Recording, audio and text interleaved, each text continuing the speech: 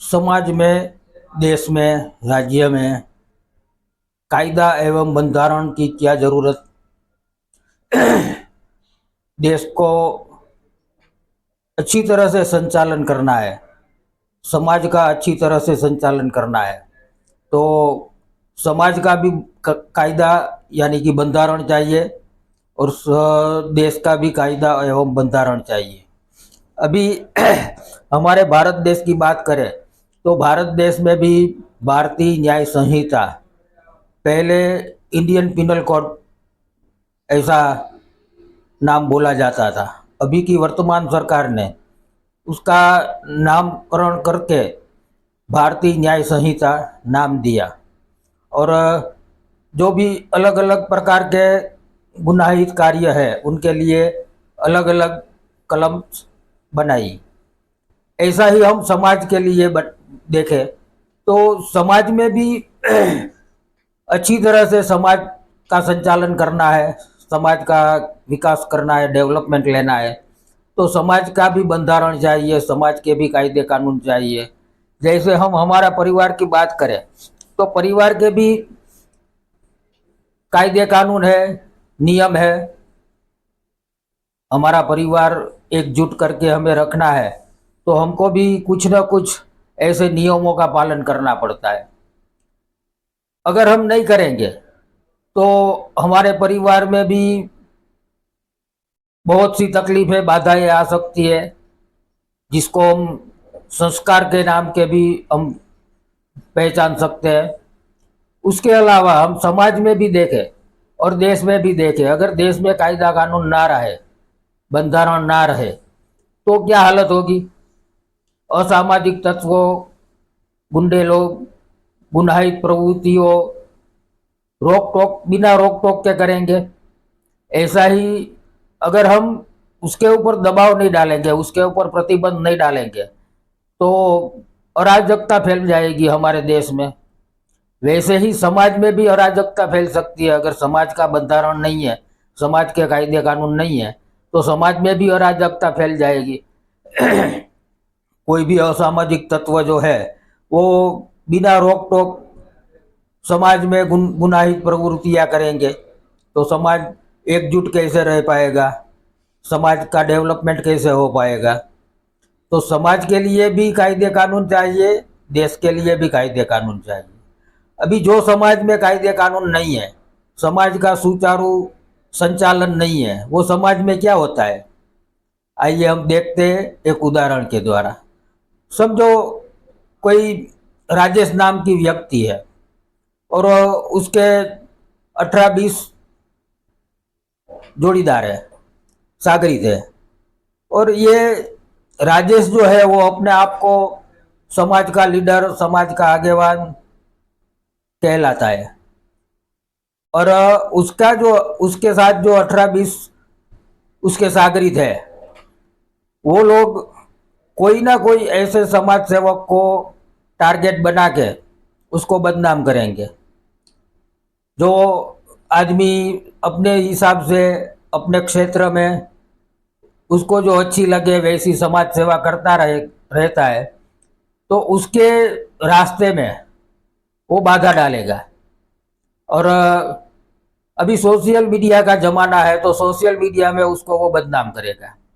चलो मान लिया एक व्यक्ति अगर ऐसी है, एक समाज सेवक ऐसा है, समझो दूसरा समाज सेवक भी ऐसा है, तो सोशल मीडिया में जाहिर क्षेत्र में वो उनके खिलाफ ऐसी ऐसी बातें करेगा, उसको ऐसी बातों बिन पायेदार बातें करके उसको बदनाम करेगा।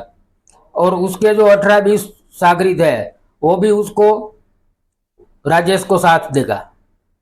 अगर वो सब मिलके एक आदमी के ऊपर ऐसे टॉर्चरिंग करेंगे तो जो समाज सेवक है वो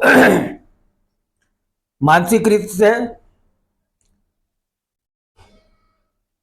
उसको मेंटली हेरेसमेंट होगा, मानसिक आघात लगेगा, तो फिर वो अपनी बदनामी होने के लिए वो फिर समाज सेवा छोड़ देगा, गुमनामी में गुम हो जाएगा।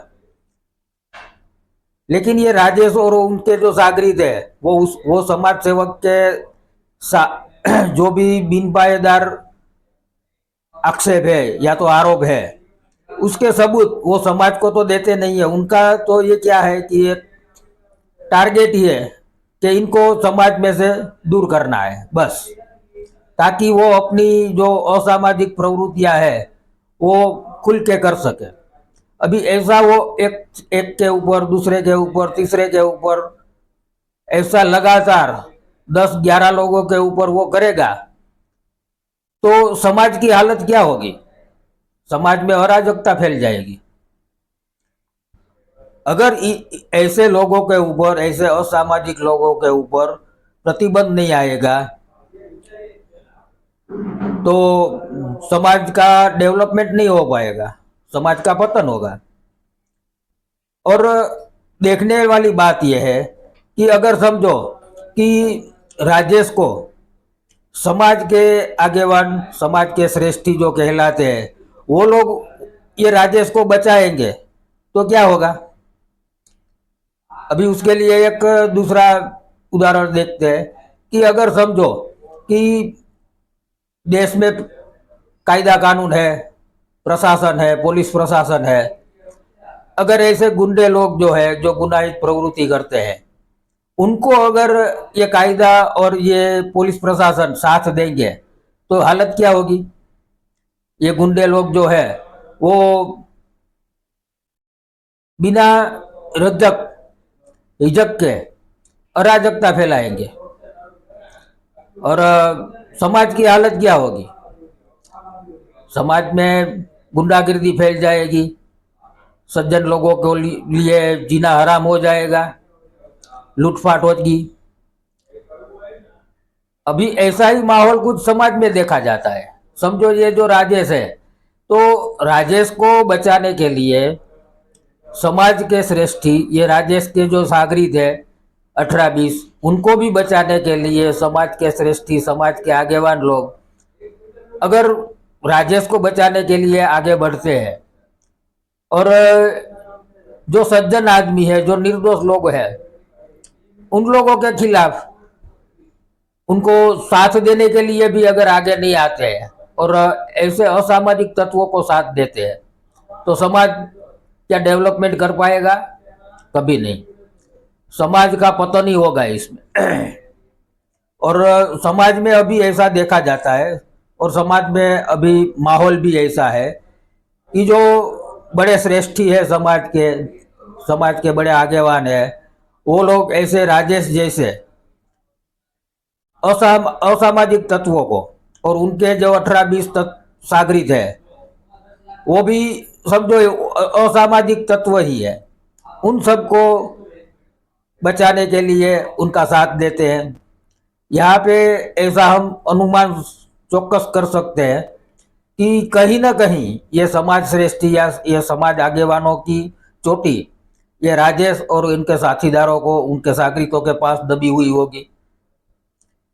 और ऐसे लोगों के साथ अगर कोई भी व्यक्ति संबंध रखता है, मेरे हिसाब से तो ऐसे असामाजिक तत्वों के साथ संबंध रखना ही नहीं चाहिए, क्योंकि कभी ना कभी वो हमको भी लपेट में ले लेगा, हमारे खिलाफ भी ऐसी बातें करेगा, हमको भी बदनाम कर सकता है।